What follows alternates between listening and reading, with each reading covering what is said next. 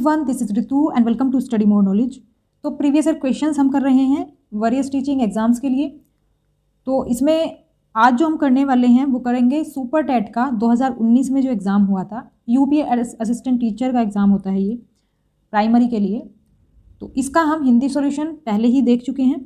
आज हम करेंगे इसका रीजनिंग का सॉल्यूशन। तो ये फर्स्ट पेज है इसका क्वेश्चन पेपर का, आप देख सकते हैं। तो रीजनिंग का पोर्शन इसमें कम ही है, तो देख लेते हैं जितने भी क्वेश्चन दिए हुए हैं रीजनिंग के कि किस तरह से होंगे, जिससे कि आपको आगे आने वाले एग्जाम में भी हेल्प मिले इससे।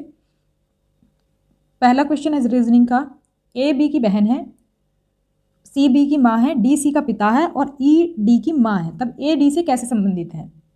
तो ब्लड रिलेशन का एक क्वेश्चन है और जैसे भी हमें दिया होता है क्वेश्चन में वैसे ही हम क्या करते हैं, इसको बना लेते हैं। तो सबसे पहले क्या है, ए बी की बहन है, तो ए जो है इसका जेंडर बताया हुआ है, तो ये हम फीमेल को दर्शाने के लिए या तो हम सर्कल बना लेते हैं या तो फिर माइनस लगा लेते हैं। तो दोनों में से कुछ भी आप बना सकते हैं। सेम जनरेशन को हम इक्वल में दिखाते हैं साइड में। तो ए क्या है, बी की बहन है, तो ए बी की बहन है, तो ए का तो जेंडर हमें पता चल गया, ये फीमेल है। फिर दिया है सी बी की माँ है, तो बी की माँ कौन है, सी।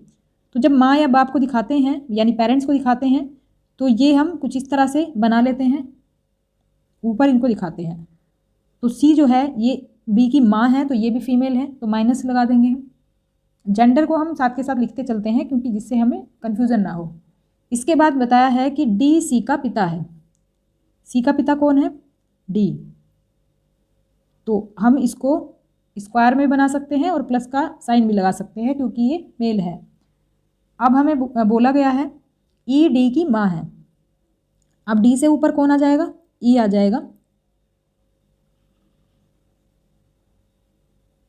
तो ई डी के ऊपर आ जाएगा क्योंकि ई जो है डी की माँ है, तो ये भी फीमेल है, तो माइनस से डिनोट कर देंगे।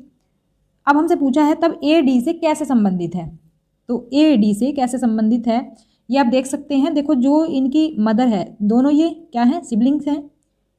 तो अब बी का हमें जेंडर नहीं पता, उससे कोई मतलब नहीं है क्योंकि बी के बारे में नहीं पूछा है।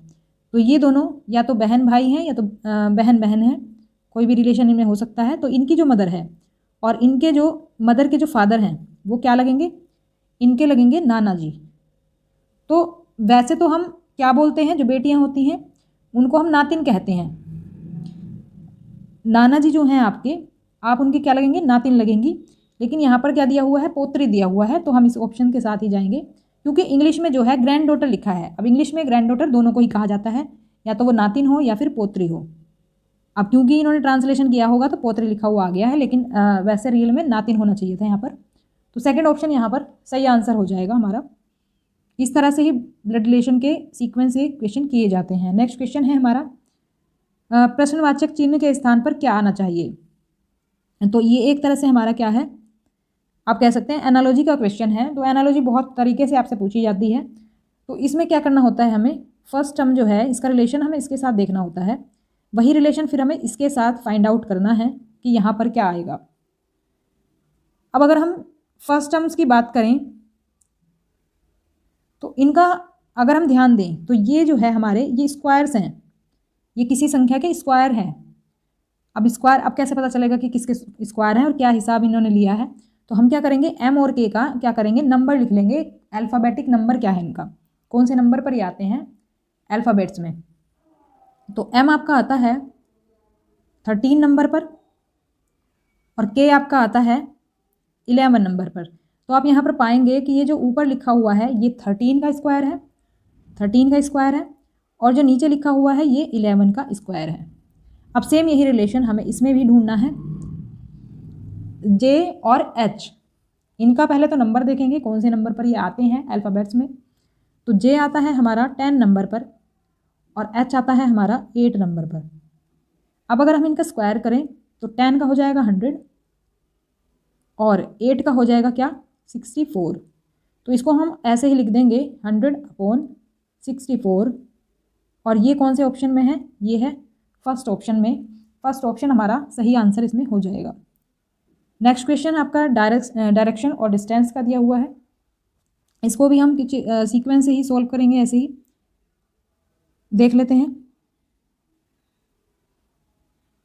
तो देखो डायरेक्शन में क्या करते हैं हम, जैसे हमें दिया होता है वैसे वैसे ही हम इसको बनाते चलते हैं इसका डायग्राम। सबसे पहले दिया हुआ है राहुल अपने स्थान से 40 किलोमीटर पूर्व की ओर साइकिल चलाता है। कोई भी पॉइंट हम मान लेंगे और वहाँ से हम चलेंगे किधर, पूर्व की ओर। तो पूर्व दिशा इधर है, यहाँ पर हम यहाँ तक बना लेंगे 40 किलोमीटर, यहाँ पर लिख देते हैं 40 किलोमीटर हो गया ये। अब आगे क्या है, फिर उत्तर की ओर मुड़कर 20 किलोमीटर जाता है। उत्तर क्या होगा इसका, इसका नहीं सॉरी दायां बायां नहीं पूछा है, उत्तर इधर होगा हमारा, उत्तर इधर हो जाएगा। तो ये होगा 20 किलोमीटर चला जाता है इधर की साइड ये, तो 20 किलोमीटर लिख देंगे। अब इसके बाद क्या है, फिर बाएं मुड़कर 20 किलोमीटर जाता है। बायां क्या होगा इसका, अगर ये इधर को फेसिंग है नॉर्थ की तरफ, तो इधर ये इसका बायां ये हो जाएगा। तो बाईं तरफ ये मुड़ता है और 20 किलोमीटर ये फिर से जाता है यहाँ तक। तो यहाँ पर ये पहुँच गया। अब पूछा है कि प्रारंभिक स्थान से वो कितनी दूर है। देखो ये है उसका प्रारंभिक बिंदु यानी स्टार्टिंग पॉइंट, और ये है उसका एंडिंग पॉइंट। तो यहाँ से अगर हम ये करें, लाइन खींच दें, तो हमें तो पता नहीं है ये कितना है, लेकिन हम ये ज़रूर पता लगा सकते हैं कि ये वाली दूरी कितनी है। देखो ये वाली दूरी ये कितनी है, क्योंकि इधर 20 दिया हुआ है तो ये हो गई 20, और ये वाली दूरी कितनी है, ये भी हो जाएगी 20। तो दोनों तरफ 20 है। तो अब इसका सॉल्यूशन हम निकालेंगे पाइथागोरस प्रमेय से। इसका फॉर्मूला है पाइथागोरस का, कुछ इस तरह से हम इसको निकालते हैं, और हम इसको 20 को कर देंगे क्या, स्क्वायर में, प्लस 20 का स्क्वायर। इसको जब हम ओपन करेंगे तो ये 400 और 400 प्लस आ जाएगा। इसको हम टोटल करके लिख लेते हैं 800, ये आ जाएगा हमारा। अब इसको जब हम सॉल्व करेंगे तो इसका एक्चुअल आंसर जो आएगा वो आ जाएगा यहाँ पर 20, यहाँ पर 2। तो थर्ड ऑप्शन में हमारा सही आंसर इसमें दिया हुआ है, थर्ड ऑप्शन इसमें सही उत्तर हो जाएगा। नेक्स्ट क्वेश्चन है हमारा कोडिंग डिकोडिंग का। देखो कोडिंग डिकोडिंग बहुत तरह से आती है, तो एक तरह की ये भी होती है। इसमें हमें क्या करना होता है, इसमें अगर हमें इजीली सॉल्व करना है क्वेश्चन को, तो सबसे पहले हम ये देखेंगे कि क्वेश्चन में पूछा क्या गया है। तो देखो हमसे पूछा गया है वर्ड एंड के लिए कौन सी संख्या प्रयुक्त की जाएगी, जैसे कि बाकी के लिए, बाकी वर्ड्स के लिए हमने संख्या रखी है। तो इसमें हम करेंगे क्या, एंड को छोड़ करके देखो ये वाला जो हमारा 3 वर्ड्स दिए हुए हैं, इसमें बाकी के वर्ड्स का कोड देखेंगे सबसे पहले। तो इसको ईजी बनाने का तरीका क्या है, देखो सबसे पहले हम देखेंगे बैड का। अब बैड जो है इसमें है और इस वाले में है, इन दोनों में अब संख्या देखेंगे कौन सी कॉमन है। देखो संख्या इनमें कौन सी कॉमन है, 3। अब क्योंकि इनमें जो रिपीट हो रहा है वो बैड ही रिपीट हो रहा है, ऐसे ही इसमें भी 3 ही रिपीट हो रहा है। तो बैड का कोड क्या हो जाएगा, ये हो जाएगा 3। अब दूसरा वर्ड कौन सा बचा हमारा, गुड। गुड देखेंगे किस किस जगह पर यूज़ हुआ है। तो देखो गुड हमारा यहाँ पर यूज़ हुआ है, यू आर गुड। तो इसमें क्या कोड है इसका, 256, और यहाँ पर क्या कोड है, 358। अब देखो 3 जो है वो तो हमारा ऑलरेडी हो ही चुका, वैसे रिपीट भी नहीं है ये। तो अब इन दोनों में जब गुड रिपीट हो रहा है तो और कौन सा अंक है जो कि रिपीट हो रहा है, वो हो रहा है हमारा 5। तो 5 अगर रिपीट हो रहा है तो गुड का कोड क्या हो जाएगा, 5। अब इसमें कौन सा बचा, एंड बचा, और 3 और 5 हमारा हो चुका है गुड और बैड का। तो 8 जो बचा है वो किसका हो जाएगा, वो हो जाएगा हमारा एंड का कोड। तो फर्स्ट ऑप्शन हमारा बिल्कुल सही आंसर इसमें हो जाएगा। कुछ इस तरह से इनको सॉल्व कर सकते हैं। तो नेक्स्ट क्वेश्चन देख लेते हैं। ये भी कोडिंग से रिलेटेड है, एक डिफरेंट टाइप की कोडिंग इसमें दी हुई है। इसमें बताया गया है कि फोर्ज को अगर हम FPTJI लिखा जाता है तो उसी संकेत में कल्प्रिट को कैसे लिखा जाएगा। इसके लिए हम करते क्या हैं, सबसे पहले हम इसकी जो कोडिंग हुई है वो किस तरह से हुई है ये फाइंड आउट करते हैं, उसके बाद हम सही आंसर तक पहुंचते हैं। फिर हम इसका देखते हैं।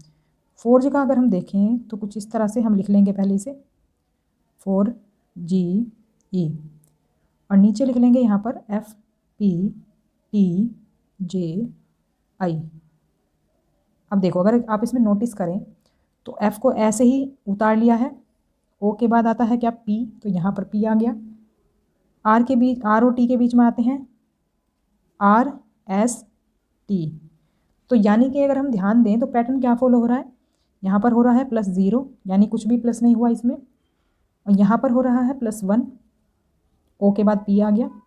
यहाँ पर प्लस हो रहा है हमारा 2, और यहाँ पर प्लस हो रहा है 3। तो इसी तरह से नंबर प्लस हो रहे हैं एक संख्या बढ़ा करके। अब क्योंकि यहाँ पर 5 लेटर्स हैं तो 4 तक हम प्लस करेंगे, क्योंकि हमने स्टार्टिंग में 0 प्लस किया था तो 4 नंबर तक ही पहुँच पाएगा। अब इसमें कितने लेटर्स हैं, तो इसमें 7 लेटर्स हैं, तो इसका मतलब क्या है, हमारा 6 लेटर्स तक ये जाएगा। इसी तरह से हम ये कल्प्रिट को भी बना लेंगे। C, थोड़ा सा इधर लिख लेते हैं, CULPRIT।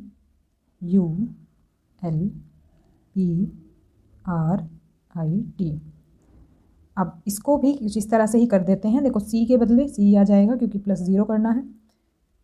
U के बाद आ जाएगा V, L के बाद आ जाएगा N, इसके बाद आ जाएगा S, और फिर आ जाएगा V N Z। तो 0 प्लस किया हमने पहले, फिर 1 प्लस किया, फिर 2 प्लस किया, फिर 3 प्लस किया, फिर 4 प्लस किया, फिर 5, फिर 6। इस तरह से हमने प्लस करके इनको लिख दिया। तो हमारा जो आंसर आ जाएगा वो ये कोड में आ जाएगा। और ये हमारा कौन से ऑप्शन में है, ये है 3rd ऑप्शन में। तो ये हमारा सही आंसर हो जाएगा। तो ये थे हमारे रीजनिंग के क्वेश्चंस जो कि सुपर टेट में पूछे गए थे।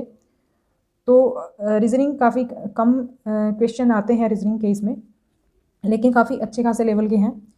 तो कम ना समझें इसमें रीजनिंग को, तो अच्छे लेवल की आपको तैयार करनी पड़ेगी। तो इन क्वेश्चन से भी आपकी काफ़ी हेल्प हो गई होगी थोड़ा सा स्टैंडर्ड समझने में। तो अगर आप और भी क्वालिटेटिव वीडियोस चाहते हैं तो चैनल को सब्सक्राइब कर लें और आगे के नोटिफिकेशन आपको मिलते रहेंगे। बाकी के क्वेश्चन पेपर भी हम इसी तरह से करेंगे, इसके सभी पार्ट्स करेंगे और इसके अलावा और एग्जाम्स के भी क्वेश्चन पेपर हम सॉल्व करते रहेंगे। तो मिलते हैं नेक्स्ट क्लास में, तब तक के लिए stay connected and keep watching study more knowledge. Thanks for watching.